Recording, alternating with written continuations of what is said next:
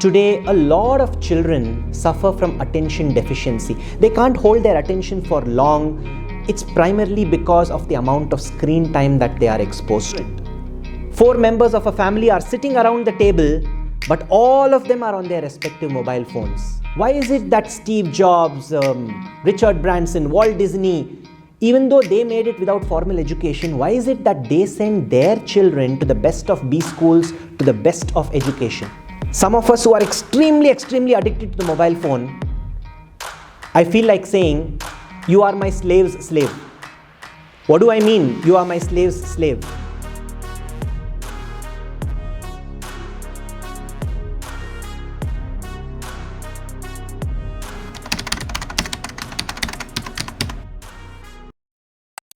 I was once advised that ensure you live a holistic life. How? Age 0 to 25, learn. Age 25 to 50, earn. And age 50 to 75, return. And I have modified this and ensured life is not this or that, life is this and that. So today, what I suggest to my students and my children is 0 to 25, learn. 25 to 50, learn and earn. At 50 to 75, learn, earn and return. There are a lot of students who I see who ask whether we should go to a job which pays you well or not, or should we go to a job which gives me the exposure. My suggestion is, when you try to go after money, money will elude you. But when you follow your passion, money will follow you.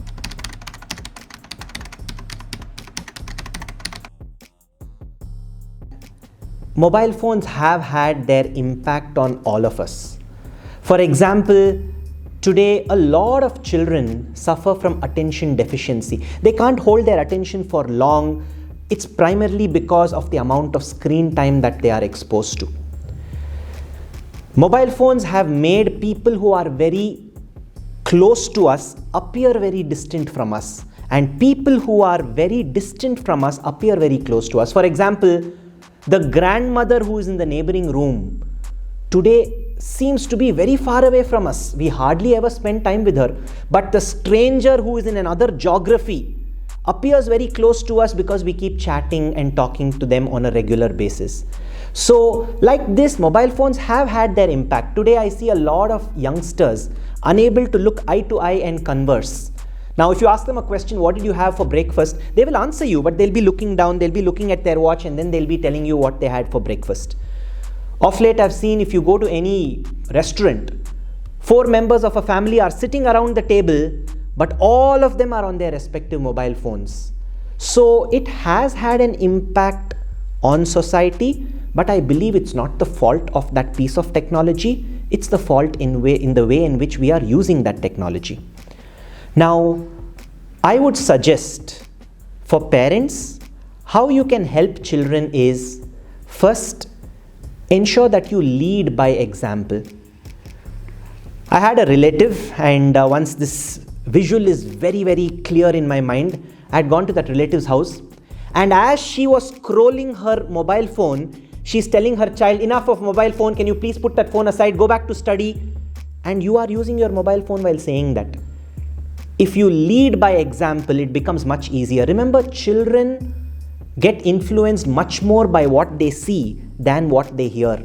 So rather than just telling them what is right, can we show them what is right? Another request for parents. Now, when you decide to get or access to your child for a mobile phone, when you decide to give access to your child for a mobile phone, please ensure that you make the child understand the mobile phone belongs to me, the parent. I am allowing you to use it. Never give the child at younger ages this feeling that this is my mobile phone.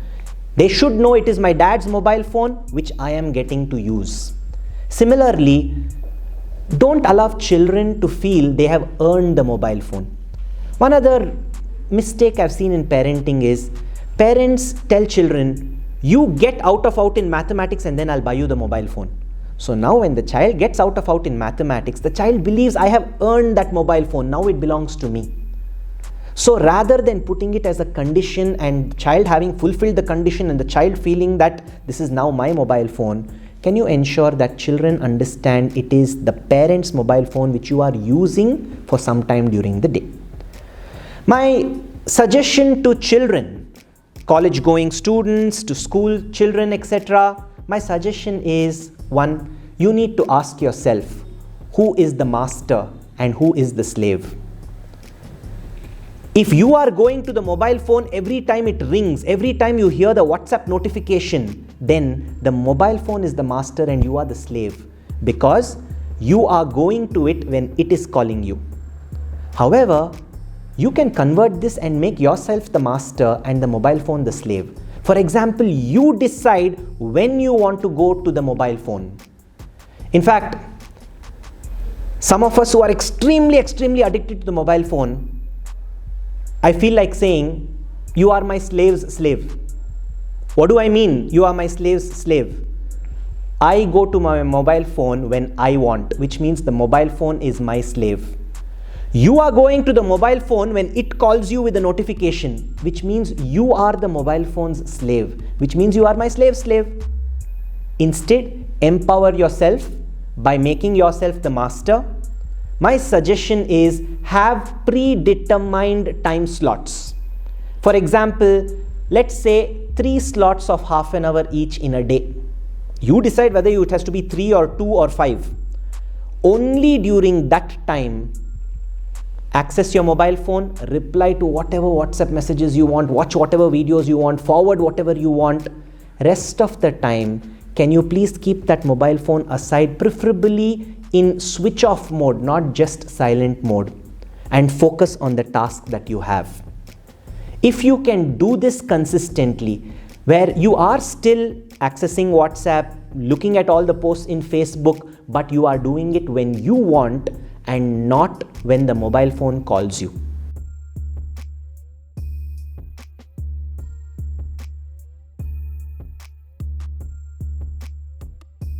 Walt Disney dropped out of high school to join the army.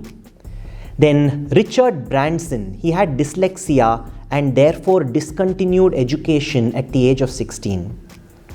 However, for every one such example that you have where they made it without formal education, I can give you 99 examples of where people made it because of their formal education, which simply means education increases the chances of being successful.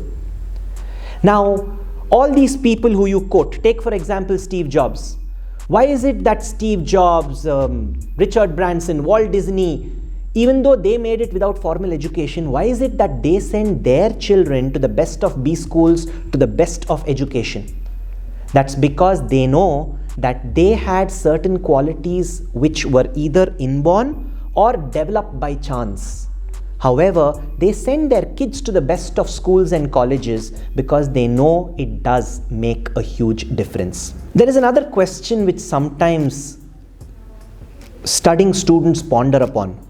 How much of what we learn in schools and colleges will we really use in our lives?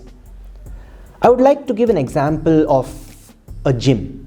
Now, when you go to a gym and you use dumbbells and you exercise and you build your muscles, I'm sure you know that you are not going to carry the dumbbells everywhere with you in life, but the strength or muscle that you have built by using the dumbbells will be carried with you everywhere into every walk of life.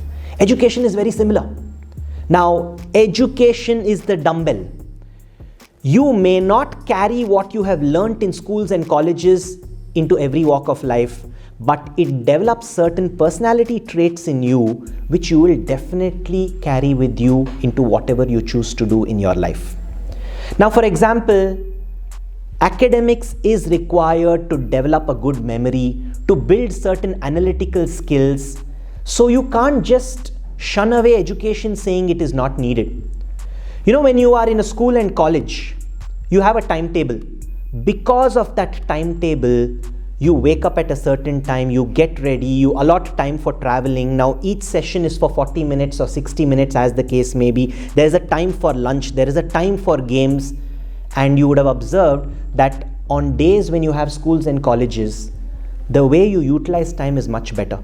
Compare this on a day where there is no school and college. It's a holiday, summer holidays or Sunday. The amount that we do on a holiday is much lesser when compared to the amount we do on a school day, simply because education brings in the discipline of a time for everything in that time. In schools and colleges, you also have a social environment where you learn people skills, you learn how to deal with others' emotion, you learn how to accept a no or rejection from people. There is this new concept that's coming up, homeschooling. Now, I have nothing against homeschooling. If parents or society around you can create such a kind of competitive environment at home, so be it. But in school, you learn a lot more life skills than just what you read from your textbooks and notebooks. Therefore, my request to every student out there is, don't enter schools and colleges with this thought, what's the use, will I learn this, I don't like this subject. Remember, it is building certain other skills in you which you are going to use in your life, no matter which endeavor you choose to pursue.